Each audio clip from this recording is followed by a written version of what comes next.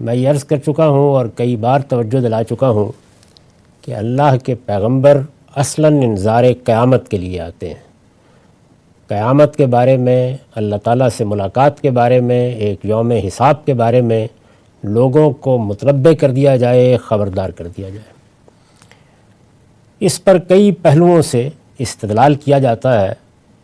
قرآن مجید میں سب سے زیادہ دینونت کے ان واقعات سے استدلال کیا گیا ہے جو رسولوں کے ذریعے سے پیش آئے اور جو ذریت ابراہیم سے متعلق خدا کے معاملے کی بنیاد پر سمجھے جا سکتے ہیں۔ اس سے پیچھے دونوں ہی سے استدلال کیا ہے، یعنی اس چیز سے بھی کہ اللہ تعالیٰ نے جو پیغمبر، جو رسول دنیا کی مختلف قوموں میں بھیجے، ان کے آنے کے بعد کس طرح اسی زمین پر جزا و سزا برپا ہوئی، اور پھر یہ بتایا ہے کہ ہم نے ایک امت کا انتخاب کیا۔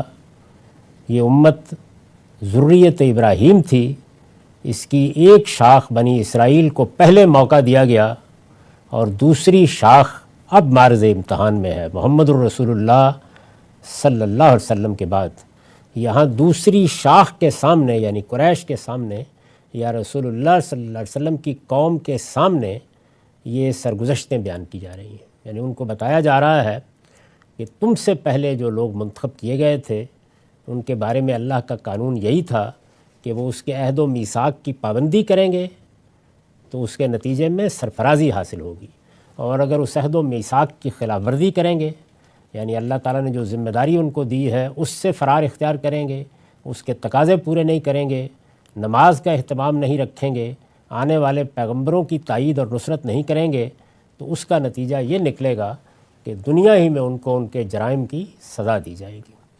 یہ پیچھے بیان ہو گیا اور خاص طور پر بنی اسرائیل ہی کو خطاب کر کے اور ان کی حقیقت واضح کرتے ہوئے بیان ہو گیا کہ ہم نے ابتدائی سے یہ فیصلہ کر دیا تھا کہ تمہارے اوپر اگر سرکشی اختیار کرو گے تو ایسے لوگ قیامت تک مسلط ہوتے رہیں گے جو تمہیں طرح طرح کے عذاب دیں گے۔ یہ اس سے پہلے زیر بحث آ چکا ہے۔ تو دینونت کا یہ پہلو ظاہر ہے کہ ذریت ابراہیم سے متعلق ہے، اور پھر ذریت ابراہیم میں بھی اگر کہیں رسول آئے ہیں، جیسے کہ محمد الرسول اللہ صلی اللہ علیہ وسلم کی بعثت بنی اسماعیل میں ہوئی، سیدنا مسیح علیہ السلام کی بعثت بنی اسرائیل میں ہوئی، تو رسولوں کی دینونت کا بھی ظہور ہو گیا۔ یہ دونوں چیزیں اس قوم یا اس امت یا ذریت ابراہیم کے لیے گویا ساتھ ساتھ چل رہی ہیں۔ دونوں قوانین کا اطلاق ان پر ہوتا رہتا ہے اور اس کے مختلف مظاہر سامنے آتے رہتے ہیں۔ یہ سلسلہ قیامت تک جاری رہے گا، الی یوم القیامہ۔ دوسرے لفظوں میں یوں کہیے کہ تاریخ گواہی دیتی ہے کہ جب رسول آئے تو دینونت کا ظہور کس طرح ہوا، بنی اسرائیل کی پوری داستان گواہی دیتی ہے کہ ان کے ساتھ کیا ہوتا رہا، اس وقت کیا ہو رہا ہے، اور بنی اسماعیل کی سرگزشت بتا رہی ہے کہ اللہ کا قانون اس معاملے میں کیا ہے۔ اسی کو بنیاد بنا کے سورہ 3 میں یہ فرمایا تھا کہ یہ بتاؤ کہ اس سب کچھ کو دیکھنے کے بعد فما یکذبک بعد بالدین، قیامت کے بارے میں کیا کوئی ادنیٰ تردد بھی باقی رہتا ہے؟ کیا چیز پھر قیامت کے بارے میں تمہیں جھٹلائے گی؟ یعنی یہ تو ایک ایسی حقیقت بن چکی ہے کہ جس کی شہادت صفحہ گیتی پر ثبت ہے اور انسان جب چاہے اس کو پڑھ سکتا ہے۔ یہ پورا معاملہ اس سے پیچھے اس سورہ میں بہت تفصیل کے ساتھ زیر بحث آیا ہے۔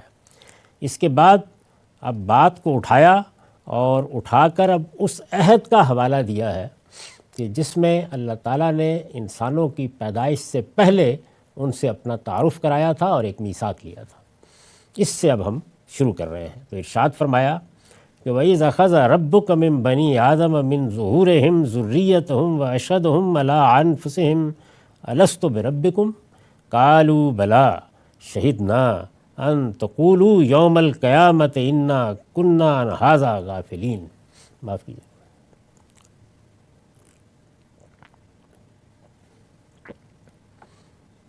اے پیغمبر، انہیں وہ وقت بھی یاد دلاؤ جب تمہارے پروردگار نے بنی آدم کی پشتوں سے ان کو نکالا اور انہیں خود ان کے اوپر گواہ ٹھہرایا تھا۔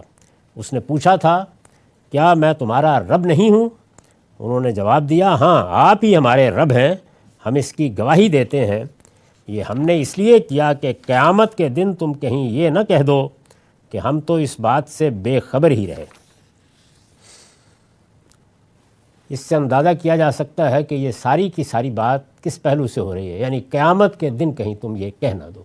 وہی انذار قیامت کا مضمون ہے، اسی کو موقت کیا جا رہا ہے، پیغمبروں کی سرگزشتوں کے حوالے سے، بنی اسرائیل کی سرگزشت کے حوالے سے، اور اب اس عہد کا حوالہ دیا ہے۔ اس پر میں نے لکھا ہے، زمین پر خدا کی دینونت کے واقعات سے استدلال کے بعد اب یہ قریش کو اس عہد فطرت کی یاد دہانی کرائی ہے جس کی بنیاد پر تمام بنی آدم قیامت کے دن مسئول ٹھہرائے جائیں گے، اور خدا کی بارگاہ میں کوئی شخص یہ عذر پیش نہیں کر سکے گا کہ اسے کسی پیغمبر کی دعوت نہیں پہنچی، یا اس نے شرک و الحاد کے ماحول میں آنکھ کھولی تھی اور خدا کے اقرار اور اس کی توحید کے تصور تک پہنچنا اس کے لیے ممکن نہیں تھا۔ دو باتیں قرآن مجید دینونت کے بارے میں، جزا و سزا کے بارے میں بالکل واضح کر دیتا ہے۔ اللہ تعالیٰ نے انسانوں کو بنایا ہے، ان کو شعور دیا ہے، وہ صرف یہ نہیں کہ اپنے کھانے پینے کی کچھ جبلتیں لے کر آئے ہیں، ان کے اندر اخلاقی شعور بھی رکھا ہے، اور یہاں یہ بتایا جا رہا ہے کہ ان کو اللہ تعالیٰ نے ایک فطرت عطا فرمائی ہے، جس فطرت میں اگر اخلاقیات کے مبادی الہام ہیں تو ساتھ ہی خدا کا تصور بھی الہام کیا گیا ہے۔ اس کا یہ مطلب نہیں ہے کہ خدا کے لفظ سے انسان واقف ہوتا ہے یا وہ ایک ذات کی حیثیت سے اس سے واقف ہوتا ہے۔ وہ جس وقت آنکھ کھولتا ہے، شعور کی عمر کو پہنچتا ہے، تو اپنے مخلوق ہونے کے احساس سے بالکل بدیہی طور پر اس نتیجے پر پہنچ جاتا ہے کہ میرا خالق کہاں ہے۔ اس وقت اسے جواب دیا جاتا ہے۔ جس وقت سیدنا آدم علیہ السلام نے شعور کی آنکھ کھولی تو اسی کیفیت میں کھولی، یعنی جیسے ہی شعور کی آنکھ کھلے گی تو سب سے پہلے انسان اپنے آپ سے آگاہ ہوگا۔ بعض عارفین جو یہ کہتے ہیں نا کہ من عرف نفسہ، وہ یہی بات ہے، سب سے پہلے وہ اپنے آپ سے واقف ہوگا، اور اپنے آپ سے واقفیت کا مطلب ہے اپنی حقیقت سے واقف ہونا، اور ہماری حقیقت کیا ہے؟ ہمارا مخلوق ہونا، یعنی یہ وہ چیز ہے جس کے لیے کسی استدلال کی ضرورت نہیں۔ جس طرح قیامت پر گفتگو ہو سکتی ہے، موت کے لیے کسی استدلال کی ضرورت نہیں، وہ ایک واقعہ ہے جس کے بارے میں ہم اذعان کے ساتھ گفتگو کر سکتے ہیں، یعنی اس سے پہلے بھی آتی رہی ہے، اب بھی آئے گی، یہ غیر کو بھی آنی ہے اور مجھے بھی آنی ہے۔ بالکل اسی طریقے سے ہماری فطرت اس بات کی شہادت دیتی ہے، اور اس میں کبھی کوئی غلط فہمی انسان کو نہیں ہوتی کہ میں ایک مخلوق ہوں، یعنی میں بنا ہوا ہوں۔ یہ چیز عقلی لحاظ سے، چونکہ انسان شعور کے ساتھ ایک عقلی وجود ہے، عقلی لحاظ سے اس چیز کو لازم کر دیتی ہے کہ یہ سوال اس کے سامنے کھڑا ہو جائے کہ میں مخلوق ہوں تو خالق کون؟ اس کا جواب آدم علیہ السلام کو اللہ تعالیٰ کی طرف سے وحی کے ذریعے سے دیا گیا۔ سورہ شورہ میں یہ بتایا ہے کہ اس وحی کے کئی طریقے ہوتے ہیں۔ پردے کے پیچھے سے آواز آتی ہے، جس کی مثال سیدنا موسیٰ علیہ السلام کے ساتھ اللہ کا کلام ہے، یا یہ کہ دل میں القاء کر دیا جاتا ہے، جس طرح کہ بہت سے پیغمبروں کے ساتھ ہوا ہے، فرشتہ بھیجا جاتا ہے، وہ القاء کرتا ہے، تو صورتیں مختلف ہوتی ہیں۔ یہ سلسلہ جیسے ہی استفاء کے بعد آدم علیہ السلام کے ساتھ ہوا اور اللہ تعالیٰ نے ان سے کلام کیا، تو گویا جو باطن کے اندر سے آواز اٹھی تھی، میں مخلوق ہوں، خالق کون، اس کا جواب مل گیا۔ تو اس طرح سے انسان نے اپنے اس عہد فطرت یا الہام فطرت کے تقاضے کو جب پورا ہوتے دیکھ لیا تو ایک روایت کی حیثیت سے آگے نسلوں میں منتقل کر دیا۔ یہ تصور نسلاً بعد نسلاً انسانوں کے ہاں موجود رہا۔ ایک آسمانی خدا، ہمارا پروردگار، ہمارا خالق، مختلف تہذیبوں میں، مختلف زبانوں میں یہ اسی طریقے سے انسان کے لیے ایک معلوم معروف بات کی حیثیت سے اس کی میراث بنتا رہا ہے۔ اس کی یہاں وضاحت کی ہے کہ اس کی ابتدا محض وحی سے نہیں ہوئی، بلکہ اس کے لیے جو بنیادی تصور ہے وہ تو اصل میں انسان کے باطن کے اندر ودیت کیا گیا ہے، الہام کیا گیا ہے، بالکل اسی طریقے سے جس طرح خیر و شر کا شعور۔ خیر و شر کے شعور کا معاملہ بھی یوں نہیں ہے کہ انسان جس وقت شعور کی آنکھ کھولتا ہے تو گویا خیر اور شر کے الفاظ، ان کے بیان کے طریقے سب زبان پر خود بخود جاری ہو جاتے ہیں، اس میں بھی معاشرہ مدد کرتا ہے۔ تو اسی طریقے سے آدم علیہ السلام کی یہ مدد آسمان سے کی گئی، اور اس کے بعد جب یہ روایت بن گئی تو اب ماں باپ، اساتذہ، معاشرہ، پہلے سے موجود تصورات اس چیز کو نمایاں کر دیتے ہیں۔ البتہ تنقیح کی بعض اوقات ضرورت پڑتی ہے، اور وہ انسان جس طرح دوسرے علوم کی کرتا ہے اس طرح اس معاملے کی کرتا رہتا ہے۔ تو اس کو بیان کیا ہے میں نے یہاں، معاف کیجیے۔ زمین پر خدا کی دینونت کے واقعات، دینونت جزا و سزا، زمین پر خدا کی دینونت کے واقعات سے استدلال کے بعد اب یہ قریش کو اس عہد فطرت کی یاد دہانی کرائی ہے، یعنی یہ چیز الہام کیسے کی گئی تھی، کیسے میرے وجود کے بطون میں اعماق میں اتری ہوئی ہے، کیسے میں اس کو دریافت کرنے کے لیے مجبور ہوں۔ تو اس عہد فطرت کی یاد دہانی کرائی ہے جس کی بنیاد پر تمام بنی آدم قیامت کے دن مسئول ٹھہرائے جائیں گے۔ یعنی انسانوں سے جب اللہ کی، پروردگار عالم کی، ان کے خالق کی ملاقات ہوگی، قیامت کے دن ملاقات ہوگی، تو انہیں جواب دہ ٹھہرایا جائے گا۔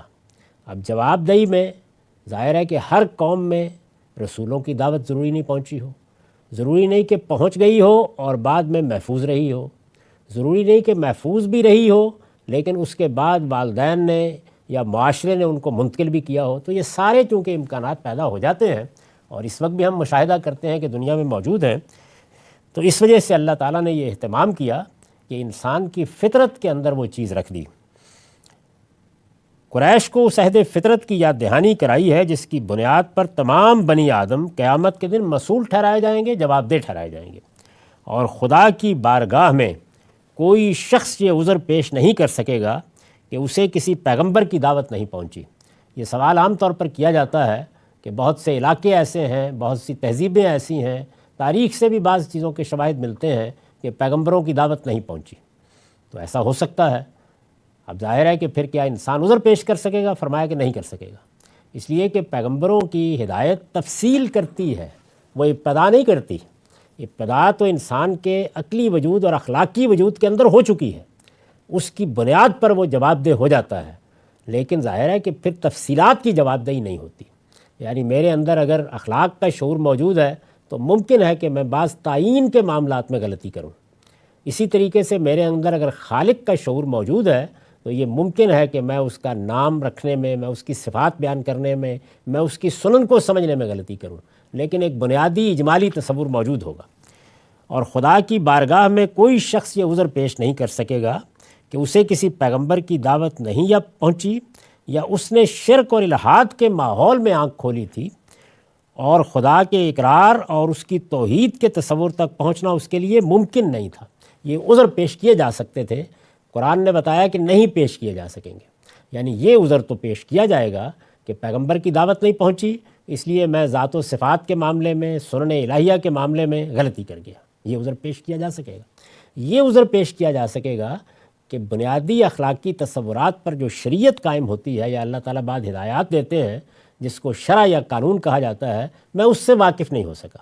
مجھ تک خدا کے کسی پیغمبر کی ہدایت چونکہ نہیں پہنچی تو میں تفصیل اور تعین کے معاملے میں غلطی کر گیا۔ یہ سب چیزیں پیش کی جا سکتی ہیں اور بہت سے لوگ اپنا یہ عذر پیش کریں گے۔ قریش کے لیے بھی ظاہر ہے کہ یہ مسئلہ تھا کہ ایک لمبے عرصے تک ان کے ہاں پیغمبر نہیں آئے تھے۔ خود قرآن مجید نے رسول اللہ صلی اللہ علیہ وسلم کو خطاب کر کے یہ کہا ہے کہ ما کنت تدری مل کتاب ولا الایمان، اللہ تعالیٰ کی شریعت کو تعین کے ساتھ تمہارے لوگ نہیں جانتے تھے، تم بھی واقف نہیں تھے۔ یہی صورتحال ایمانیات اور ان کی تفصیلات کی ہے۔ تو یہاں ظاہر ہے کہ وہ مجمل پہلو مراد نہیں ہے، بلکہ وہ تفصیلات مراد ہیں جو مثال کے طور پر بنی اسرائیل یا اہل کتاب کے ہاں موجود تھیں، لیکن ان امیوں کے ہاں، اور اسی وجہ سے یہ امی کہلاتے تھے، یا بنی اسماعیل کے ہاں یا قریش کے ہاں موجود نہیں تھی۔ تو ان کو یہ بتایا گیا کہ اللہ تعالیٰ کے ہاں مواخذے کی بنیاد پوری انسانیت کے لیے کیا ہے، وہ عہد فطرت جو اللہ تعالیٰ نے لیا تھا، اور جو الفاظ کی صورت میں تو نہیں لیکن احتیاج کی صورت میں، سوال کی صورت میں انسان کے شعور پر آ کر کھڑا ہو جاتا ہے، اور اس کے بعد بس دو لفظی بولنے کی ضرورت ہوتی ہے۔ جس طرح پیاس لگی ہو اور آدمی نہ جان پا رہا ہو کہ یہ کیا چیز ہے اور یہ کس سے بجھے گی، اور آپ پانی کا گلاس پیش کر دیں، پھر اس کے بعد کسی استدلال کی ضرورت نہیں رہتی۔ اسی کو بعض اہل علم نے اس طرح تعبیر کیا کہ یہ تو گویا تصور سامنے آنے کے بعد ایسے ہی ہے کہ قفل ابجد کھل گیا، اب اس کے کھل جانے ہی سے استدلال کیا جائے گا کہ جن نمبروں کے ساتھ یہ کھلا ہے وہی حقیقت میں اس کو کھولنے کے نمبر تھے۔ یہ معمہ سلجھ گیا، بات واضح ہو گئی، احتیاج پوری ہو گئی، جو کچھ اندر سے آواز آ رہی تھی اس کا جواب مل گیا۔ تو فرمایا کہ یہ وہ مقصد ہے جس کے لیے یہ عہد لیا گیا تھا۔ قرآن نے اس عہد کو جس طریقے سے پیش کیا ہے اس سے واضح ہے کہ یہ محض تمثیلی انداز بیان نہیں ہے، بلکہ اسی طرح کے ایک واقعے کا بیان ہے جس طرح عالم خارجی میں واقعات پیش آیا کرتے ہیں۔ یعنی ایک واقعہ ہے جس کو قرآن نے بیان کیا، یہ محض کسی عہد کی یا الہام فطرت کی تمثیل نہیں ہے، الفاظ یہی بتا رہے ہیں۔ واقعہ پیش آیا اور واقعات پیش آتے ہیں، لیکن جب تک ہمارا شعور بیدار نہیں ہوا ہوتا اس وقت تک وہ واقعات ہمارے لیے اس طرح حافظے پر مرتسم نہیں ہوتے یا ان کی یاد اس طرح باقی نہیں رہتی۔ اس کو میں نے ایک مثال سے سمجھایا ہے۔ معاف کیجیے۔ قرآن نے اس عہد کو جس طریقے سے پیش کیا ہے اس سے واضح ہے کہ یہ محض تمثیلی انداز بیان نہیں ہے، بلکہ اسی طرح کے ایک واقعے کا بیان ہے جس طرح عالم خارجی میں واقعات پیش آیا کرتے ہیں۔ اس سے یہ حقیقت بالکل مبرہن ہو جاتی ہے کہ خالق کا اقرار مخلوقات کی فطرت ہے۔ یعنی کوئی مخلوق اپنے مخلوق ہونے کے احساس کے بیدار ہونے کے بعد خالق کا انکار نہیں کر سکتی، یہ فطرت کا لازمی تقاضا ہے۔ اس سے یہ حقیقت بالکل مبرہن ہو جاتی ہے کہ خالق کا اقرار مخلوقات کی فطرت ہے، وہ اپنے وجود ہی سے تقاضا کرتی ہیں۔ یعنی مخلوق اپنے وجود کے اس احساس کے بعد کہ وہ مخلوق ہے، یہ تقاضا، عقلی تقاضا پیدا کر دیتی ہے کہ وہ خالق کی محتاج ہے۔ وہ اپنے وجود ہی سے تقاضا کرتی ہیں کہ خالق کی محتاج ہیں۔ ان کے لیے خالق کا اس بات پیش نظر ہو تو کسی منطقی استدلال کی ضرورت نہیں ہوتی۔ یعنی کسی مخلوق کو جو اپنے مخلوق ہونے کا شعور رکھتی ہے، کسی باہر سے خارجی منطقی استدلال کی ضرورت نہیں ہوتی یہ بتانے کے لیے کہ تمہارا ایک خالق ہے۔ یعنی یہ مجھے تو ضرورت ہے کہ میرے سامنے اگر ایک کرسی پڑی ہے تو استدلال کر کے بتایا جائے کہ اس کا ایک خالق ہے۔ مجھے اپنے وجود کے بارے میں اس کی بھی ضرورت نہیں، میں اس کا شعور اور اس کا احساس اپنے بطون میں رکھتا ہوں اور میرے عقلی شعور کے ساتھ ہی وہ میرے وجود کا حصہ بن جاتا ہے۔ ان کے لیے خالق کا اس بات پیش نظر ہو تو کسی منطقی استدلال کی ضرورت نہیں ہوتی، صرف متنبہ کرنے اور توجہ دلانے کی ضرورت ہوتی ہے۔ یعنی انذار کرنا پڑتا ہے، تنبیہ، توجہ، بیدار کرنا۔ یعنی انسان کو صرف یہ بتانا پڑتا ہے کہ غور کرو تم مخلوق ہو، بس اس سے زیادہ کسی چیز کی ضرورت نہیں ہے۔ باقی سب کچھ لازمی تقاضوں کے طور پر سامنے آ جائے گا، صرف متنبہ کرنے اور توجہ دلانے کی ضرورت ہوتی ہے۔ اس میں شبہ نہیں کہ انسان بعض اوقات انکار کر دیتا ہے۔ یعنی ایسا ہوتا ہے کہ ضرورت تو صرف توجہ دلانے ہی کی تھی لیکن انسان انکار کر دیتا ہے، لیکن یہ محض مقابرت ہے۔ یعنی اگر آپ غور کر کے دیکھیں گے تو اس انکار کی جیسے ہی تحلیل کی جائے گی واضح ہو جائے گا کہ یہ انکار محض ضد ہے، مقابرت ضد ہے، لیکن یہ محض مقابرت ہے۔ لہٰذا جس وقت انکار کرتا ہے عین اسی وقت اپنے دائرہ علم میں ہر انفعال کے لیے فاعل، ہر ارادے کے لیے مرید، ہر صفت کے لیے موصوف، ہر اثر کے لیے مؤثر اور ہر نظم کے لیے ایک علیم و حکیم ناظم کی تلاش میں سرگرداں ہوتا ہے۔ یعنی انسان کے لیے یہ ممکن ہی نہیں ہے کہ وہ اس معاملے میں اپنے آپ کو پھر تضاد سے بچا سکے۔ وہ جیسے ہی مخلوقات کو دیکھتا ہے، ایجادات کو دیکھتا ہے، جس طرح اس کے سامنے چیزیں آتی ہیں تو فوراً علت و معلول کے اور خالق و مخلوق کے رشتے پیدا کرنا شروع کر دیتا ہے۔ یہ ہو نہیں سکتا کہ اس کے سامنے انفعال کا ظہور ہو، پیسیوٹی ظاہر ہو رہی ہو اور وہ اس کے پیچھے کسی فاعل کو تلاش نہ کرے، اس کے سامنے ارادہ آ رہا ہو اور وہ اس کے پیچھے کسی مرید، ارادہ کرنے والے کے تصور کی طرف نہ بڑھے، اس کے سامنے صفات کا ظہور ہو رہا ہو، علم کا، حکمت کا، ربوبیت کا، قدرت کا، اور وہ اس کے موصوف سے بیگانہ ہو کر رہ جائے، اس کے سامنے اثرات نمایاں ہو رہے ہوں۔ جیسے کہ اس وقت کی جدید سائنس میں دسیوں وہ چیزیں ہیں کہ جن کے اثرات ہی کی بنیاد کے اوپر اس کے پیچھے ایک مؤثر کا تصور مانا جاتا ہے۔ اس کے سامنے اثرات نمودار ہو رہے ہوں اور وہ ان کے لیے کوئی مؤثر تلاش نہ کرے اور وہ دیکھے کہ نظم ہے، ڈیزائن ہے، چیزیں معنویت رکھتی ہیں، ان میں علم اور حکمت پیدا ہو رہی ہے، ان کی ایک ایک چیز ترتیب میں بندھی ہوئی ہے، وہ ایک شاہکار کی طرح وجود پذیر ہو گئی ہیں، اور وہ یہ خیال کرے کہ اس کے پیچھے کوئی علیم و حکیم ناظم نہیں ہے۔ یہ انسان کے پورے علم کی سرگزشت ہے۔ ایک لمحے کے لیے بھی انسان اس طریقے سے دستبردار نہیں ہوتا۔ چنانچہ جب وہ اپنے مخلوق ہونے کے احساس کو اپنے اندر آخری سطح پر دیکھنے کے باوجود خالق کی طرف متوجہ نہیں ہوتا، تو اس پر میں نے یہ عرض کیا کہ یہ محض مکابرت ہے۔ اس کا تمام علم اسی سرگردانی کی سرگزشت ہے، یعنی ہر جگہ جہاں انسانی علم وجود میں آتا ہے، وہ سماجیات کا علم ہو، عمرانیات کا علم ہو، وہ سائنس کا علم ہو، وہ فلسفے کا علم ہو، کیا کر رہا ہے؟ وہی کر رہا ہے جس کی میں نے اوپر تفصیل کر دی۔ انفعال کے فاعل تلاش کر رہا ہے، ارادوں کے مرید تلاش کر رہا ہے، صفات کے موصوف تلاش کر رہا ہے، اثرات کے مؤثر تلاش کر رہا ہے، اور نظم کے ناظم تلاش کر رہا ہے۔ انسان کا پورا علم انہی تعبیرات کے اندر موجود ہے۔ کسی علم کی مثال لے لیجئے، وہ اگر ایک علیم ہستی کی حیثیت سے دنیا میں کار فرما ہوتا ہے تو وہ اس سے ایک لمحے کے لیے بھی دستبردار نہیں ہو سکتا۔ تو قرآن مجید نے توجہ دلائی ہے کہ تمہاری اپنی شخصیت کا شعور بھی اسی طرح موجود ہے، اور جیسے تم مجبور ہو اپنے اندر سے کہ تم ان چیزوں کے لیے یہ چیزیں تلاش کرو، اسی طرح مجبور ہو کہ اپنے لیے خالق کو تلاش کرو، اور یہ محض تلاش کے لیے گردن اٹھانے کی دیر ہے۔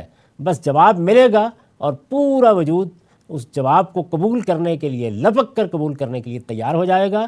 انکار کرو گے تو مکابرت کرو گے۔ معاف کیجیے۔ اس کا تمام علم، یعنی انسان کا تمام علم اسی سرگردانی کی سرگزشت ہے۔ یہ عمل کی تکذیب ہے جو اس کے انکار کی حقیقت بالکل آخری درجے میں واضح کر دیتی ہے۔ یعنی اس کو کیوں مکابرت کہا گیا ہے؟ اس لیے کہ پھر یہ سب کچھ جو وہ علم کی دنیا میں کر رہا ہے، پھر اس کو یہ نہیں کرنا چاہیے۔ تو اگر وہ ادھر انکار کرے گا تو ادھر عمل اس کو خود جھٹلا دے گا۔ یعنی اس کا انکار گویا اس کے عمل کے نتیجے میں آپ سے آپ باطل قرار پا جائے گا۔ وہ ایک تضاد کی زندگی بسر کرے گا ہمیشہ ہمیشہ کے لیے۔ تو یہ در حقیقت اس عہد فطرت کا نتیجہ ہے۔ اس کو قرآن نے بتایا ہے کہ فی الواقع ایک واقعہ ہوا، اور اس واقعے سے اللہ تعالیٰ نے یہ مقصد حاصل کرنا چاہا۔ اے پیغمبر، انہیں وہ وقت بھی یاد دلاؤ جب تمہارے پروردگار نے بنی آدم کی پشتوں سے ان کو نکالا۔ اخذ ربک من بنی آدم من ظہورہم ذریتہم، اس پر میں نے لکھا ہے اصل الفاظ ہے من بنی آدم من ظہورہم، من ظہورہم من بنی آدم سے بدل واقع ہوا ہے، یعنی عربیت کی روح سے اس کی تعلیف یہ ہے۔ اس سے یہ حقیقت ظاہر ہوتی ہے کہ یہ واقعہ کسی خاص دور ہی کے بنی آدم سے متعلق نہیں ہے، بلکہ قیامت کے دن تک جتنے بنی آدم بھی پیدا ہونے والے ہیں ان سب سے متعلق ہے، اور ارواح کے اجسام کے ساتھ اتصال کی ابتدا سے پہلے ہوا ہے۔ یعنی انسان کی اصل حقیقت کیا ہے؟ وہ نفخ روح کا نتیجہ ہے، اور اس کو جو قالب دیا گیا ہے، جو لباس پہنایا گیا ہے، جو پیرہن عطا کیا گیا ہے، وہ اس زمین سے، اس مٹی سے، جس کو قرآن کبھی تراب کہتا ہے کبھی طین کہتا ہے، اس سے تیار ہوا ہے۔ تو ارواح کے اجسام کے ساتھ اتصال کی ابتدا کب ہوئی؟ سیدنا آدم علیہ السلام کے بعد۔ یعنی اجسام تو پیدا ہو رہے تھے، جب ان میں سے انتخاب کر کے اب ان کو انسانیت کا شعور دینے کا فیصلہ ہوا تو نفخ روح کے ذریعے سے انسان کی اصل شخصیت کو اس کے اس قالب میں ڈال دیا گیا۔ یہی عمل اصل میں اب جب بچہ پیدا ہوتا ہے تو اس وقت ہوتا ہے، یہی عمل آدم و حوا کے ساتھ ہوا تھا۔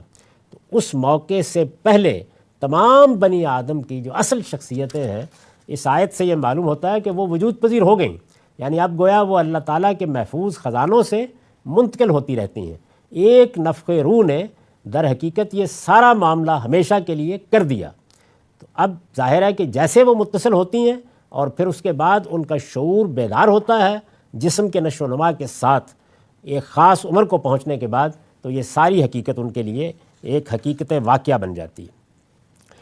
تو ارشاد فرمایا کہ وہ وقت بھی یاد دلاؤ جب تمہارے پروردگار نے بنی آدم کی پشتوں سے ان کی نسل کو نکالا اور انہیں خود ان کے اوپر گواہ ٹھہرایا تھا۔ کیسے ٹھہرایا تھا؟ اس نے پوچھا تھا کیا میں تمہارا رب نہیں ہوں؟ انہوں نے جواب دیا آپ ہی ہمارے رب ہیں، ہم اس کی گواہی دیتے ہیں۔ اس کی تفصیل میں نے اس طرح کی ہے، انسان کو اس دنیا میں امتحان کے لیے بھیجا گیا ہے، یعنی انسان اس دنیا میں جنت بنا کے نہیں بھیجا گیا، ایک عارضی زندگی اور امتحان کے لیے بھیجا گیا ہے۔ انسان کو اس دنیا میں امتحان کے لیے بھیجا گیا ہے، اس لیے یہ واقعہ تو اس کی یادداشت سے محو کر دیا گیا ہے۔ یعنی چونکہ امتحان کے لیے بھیجا گیا تو وہ جو واقعہ ہوا ہمارے وجود میں آنے سے پہلے، جو اللہ تعالیٰ نے عہد لیا اور جو واقعہ ہوا، اس واقعے کی یادداشت محو کر دی گئی ہے۔ واقعہ ہوا ہے لیکن اس کی حقیقت اس کے صفحے قلب پر نقش اور اس کے نہاخانہ دماغ میں پیوست ہے۔ یہ جس کا ظہور ہوتا ہے اور پھر انسان نسلاً بعد نسلاً اسی شعور اور اسی ظہور کے ساتھ زندگی بسر کرتا ہے، یہ در حقیقت اس بات کا ثبوت ہے کہ یہ حقیقت اس کے صفحہ قلب پر، دل کے صفحے پر نقش اور اس کے نہاخانہ دماغ میں پیوست ہے، اندر ڈال دی گئی ہے، الہام کر دی گئی ہے۔ وہ جان نہیں چھڑا سکتا اس سے، کیونکہ اپنے مخلوق ہونے کے احساس سے وہ اپنی زندگی کے کسی ایک لمحے میں بھی دستبردار نہیں ہو سکتا۔ اسے کوئی چیز بھی محو نہیں کر سکتی۔ یعنی یادداشت محو ہے لیکن وہ جو دل کے صفحے پر چیز نقش ہے اور جو اس کے باطن میں پیوست ہے، اس کو کوئی چیز محو نہیں کر سکتی۔ چنانچہ ماحول میں کوئی چیز مانے نہ ہو، رکاوٹ نہ بن رہی ہو، اور انسان کو اسے یاد دلایا جائے تو وہ اس کی طرف اس طرح لپکتا ہے جس طرح بچہ ماں کی طرف لپکتا ہے۔ یعنی جیسے بچے کے اندر ماں کی پہچان رکھی گئی ہے، بالکل اسی طرح انسان کے اندر ایک مخلوق کی حیثیت سے خالق کی پہچان رکھی گئی ہے۔ چنانچہ ماحول میں کوئی چیز مانے نہ ہو اور انسان کو اسے یاد دلایا جائے، یعنی یہ بتایا جائے کہ غور کرو اپنے اوپر، تم ایک مخلوق ہو، تو پھر اگر یہ کہا جائے کہ تمہارا ایک خالق ہے تو وہ اس کی طرف لپکتا ہے، اور اس طرح لپکتا ہے جس طرح بچہ ماں کی طرف لپکتا ہے، درا حالے کہ اس نے کبھی اپنے آپ کو ماں کے پیٹ سے نکلتے ہوئے نہیں دیکھا۔ یعنی ایک واقعہ ہوا تھا نا، ہر انسان کے ساتھ ہوتا ہے، میرے ساتھ بھی ہوا، آپ کے ساتھ بھی ہوا، کہ ہم ماں کے پیٹ میں پرورش پا کے نکلے، اس وقت ہم زندہ تھے، وہ واقعہ ہماری آنکھوں کے سامنے ہوا تھا، لیکن اس کی یادداشت وہ ایسا نہیں کہ شعور کی عمر کو پہنچنے کے بعد تازہ ہو جاتی ہے، وہ یادداشت محو رہتی ہے، ہر شخص کے لیے وہ محو ہوتی ہے۔ تو جیسے یہ ماں کے پیٹ سے ہمارے بن کر نکلنے کا واقعہ ہوا ہے، اسی طرح سے اللہ تعالیٰ کے ہم سے یہ عہد لینے کا بھی واقعہ ہوا ہے۔ اور جس طرح وہ ہماری یادداشت محو ہوتا ہے، اور پھر دو چیزیں پیش آتی ہیں، یعنی ماحول سے ماں آتی ہے تو بچے کو پہچاننے میں کوئی دقت نہیں ہوتی، لیکن موانع پیدا کر دیے جائیں، مثلا بستری سے بچے کو اٹھا لیا جائے، کسی اور ماں کی آغوش میں ڈال دیا جائے، بار بار باور کرایا جائے کہ یہی تمہاری ماں ہے، تو بچہ آہستہ آہستہ اس سے مانوس ہونا شروع ہو جاتا ہے۔ الہات سے انسان کے انس کی بھی یہی کیفیت ہے، ورنہ یہ اس کی فطرت کے بالکل خلاف ہے۔ چنانچہ ماحول میں کوئی چیز مانے نہ ہو اور انسان کو اسے یاد دلایا جائے تو وہ اس کی طرف اس طرح لپکتا ہے جس طرح بچہ ماں کی طرف لپکتا ہے، درا حالے کہ اس نے کبھی اپنے آپ کو ماں کے پیٹ سے نکلتے ہوئے نہیں دیکھا، اور اس یقین کے ساتھ لپکتا ہے جیسے کہ وہ پہلے ہی سے اس کو جانتا تھا۔ یعنی اس طرح اس کی چھاتیوں سے لپٹ جاتا ہے جیسے یہ تو در حقیقت اس کی ہستی اور اس کے وجود کا حصہ ہے۔ وہ محسوس کرتا ہے کہ خدا کا یہ اقرار اس کی ایک فطری احتیاج کے تقاضے کا جواب تھا جو اس کے اندر ہی موجود تھا۔ یعنی انسان جب اپنے وجود پر غور کرتا ہے اور اسے بتایا جاتا ہے کہ تمہارا ایک خالق ہے، تو یہ جواب اس کے وجود کے عرفان اور اس کی معرفت کے ساتھ ایسا ہم آہنگ ہے کہ گویا یوں سمجھ لیجئے کہ پیاس تھی اور پانی مل گیا، اس نے اسے پا لیا ہے، تو اس کی نفسیات کے تمام تقاضوں نے بھی اس کے ساتھ ہی اپنی جگہ پا لی ہے۔ ہر چیز اپنے مقام پر بیٹھ گئی، ہر چیز نے اپنی جگہ پا لی، ہر چیز ٹھیک اس جگہ آ گئی جہاں اس کو آنا چاہیے تھا۔ اس کو بیان کر کے گویا یہ بتایا گیا ہے کہ جو عہد لیا گیا تھا اس کی نوعیت کیا تھی۔ تمہارے پروردگار نے بنی آدم کی پشتوں سے ان کو نکالا اور انہیں خود ان کے اوپر گواہ ٹھہرایا تھا۔ اس نے پوچھا تھا کیا میں تمہارا رب نہیں ہوں؟ انہوں نے جواب دیا ہاں آپ ہی ہمارے رب ہیں، ہم اس کی گواہی دیتے ہیں۔ یعنی اس طرح یہ واقعہ پیش آیا اور پھر انسانوں کو دنیا میں بھیجا گیا۔ اب یہ کیوں کیا اللہ تعالیٰ نے؟ یعنی خود بتا رہے ہیں کیوں کیا۔ یہ ہم نے اس لیے کیا کہ قیامت کے دن ان تقولوا یوم القیامہ انا کنا عن ھذا غافلین، یہ ہم نے اس لیے کیا کہ قیامت کے دن تم کہیں یہ نہ کہہ دو کہ ہم تو اس بات سے بے خبر ہی رہے۔ ظاہر ہے کہ دوسری خبر کہاں سے آتی ہے اس واقعے کی کہ تمہارا ایک خدا ہے، پروردگار ہے پیغمبروں سے، تو اب پیغمبروں کی دعوت اگر تھوڑی دیر کے لیے تصور کریں کہ نہیں پہنچی، یعنی یا ماضی کا اتنا بعید حصہ بن گئی ہے کہ وہ نہیں منتقل ہوئی. یہ ہم نے اس لیے کیا کہ قیامت کے دن تم کہیں یہ نہ کہہ دو کہ ہم تو اس بات سے بے خبر ہی رہے. اور اس کے بعد دوسری بات کیا فرمائی؟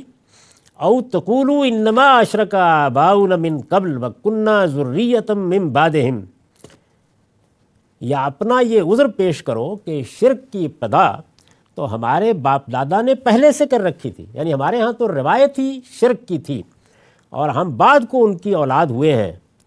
افتہلکنا بما فعل المبطلون، پھر کیا آپ ان غلط کاروں کے عمل کی پاداش میں ہمیں ہلاک کریں گے؟ یعنی کہیں تم یہ نہ کہو کہ ہم تو جو مذہب لے کے آئے، جو باتیں مانتے ہوئے آئے، ہمارے آبا نے، گھر والوں نے، ماحول نے، معاشرے نے یہی سکھائی تھیں. فرمایا ہر بات میں غلطی لگ سکتی ہے، لیکن نہ بنیادی اخلاقی احساس میں غلطی لگ سکتی ہے، نہ خدا کے شعور میں غلطی لگ سکتی ہے. اس کے لیے تو تم ہر حال میں جواب دہ ہو. افتہلکنا بما فعل المبطلون وکذالک نفصل الآیات ولعلہم یرجعون، ہم اسی طرح اپنی آیتوں کی تفصیل کرتے ہیں اس لیے کہ لوگوں پر حجت قائم ہو اور اس لیے کہ وہ رجوع کریں. تو اس میں جو پہلی بات فرمائی اس پر میں نے لکھا ہے، یعنی جہاں تک توحید اور بدیہات فطرت کا تعلق ہے، اللہ کی توحید اور بدیہات فطرت یعنی انسان کا اخلاقی شعور، یعنی جہاں تک توحید اور بدیہات فطرت کا تعلق ہے، ان کے بارے میں مجرد اس اقرار کی بنیاد پر بنی آدم کا مواخذہ کیا جائے گا. اس اقرار کی بنیاد پر، یہ جو عہد الست ہے، ان سے انحراف کے لیے کسی کا یہ عذر خدا کے ہاں مسموع نہیں ہوگا کہ اسے کسی نبی کی دعوت نہیں پہنچی، یا اس نے یہ انحراف خارجی اثرات کے نتیجے میں اختیار کیا تھا اور اس کے ذمہ دار اس کے باپ دادا اور اس کا ماحول ہے. یہ آزار ان دو چیزوں کے بارے میں، بدیہات فطرت یعنی انسان کا اخلاقی شعور، ان دو چیزوں کے بارے میں کوئی عذر قبول نہیں ہوگا، مسموع نہیں ہوگا، سنا نہیں جائے گا. یعنی نہ یہ عذر کہ نبی کی دعوت نہیں پہنچی، نہ یہ عذر کہ خارجی اثرات، ماحول، والدین، معاشرہ یہ مجھے انہوں نے دیا تھا. تو فرمایا کہ یہ چیز تو تمہارے اندر بدیت ہے، اس پر تم پردہ نہیں ڈال سکتے. قرآن کا ارشاد ہے کہ انسان کے باطن کی یہ شہادت ایسی قطعی ہے کہ ہر شخص مجرد اس شہادت کی بنا پر اللہ کے حضور میں جواب دے.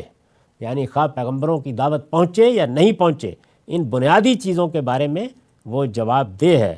ہم اسی طرح اپنی آیتوں کی تفصیل کرتے ہیں اس لیے کہ لوگوں پر حجت قائم ہو اور اس لیے کہ وہ رجوع کریں. میں نے لکھا ہے یعنی مزید حجت، ایک حجت تو قائم ہو گئی عہد فطرت سے، مزید حجت جس کے نتیجے میں دنیا میں بھی ان کا مواخذہ ہوگا اور آخرت کے لحاظ سے بھی ان کی مصولیت دو چند ہو جائے گی. یعنی پیغمبر آ گیا تو اب گویا مصولیت بڑھ گئی، ورنہ اصلاً تو یہ حجت جیسا کہ بیان ہوا اس علم سے قائم ہو جاتی ہے جو انسان کی فطرت میں ودیت کیا گیا ہے. آیات الہی کی تفصیل سے اسی علم کی جو اندر موجود ہے یاد دہانی ہوتی ہے. قرآن اسی بنیاد پر اپنے لیے ذکر اور ذکرہ اور رسولوں کے لیے مذکر کے الفاظ استعمال کرتا ہے، یاد دہانی کرانے والے.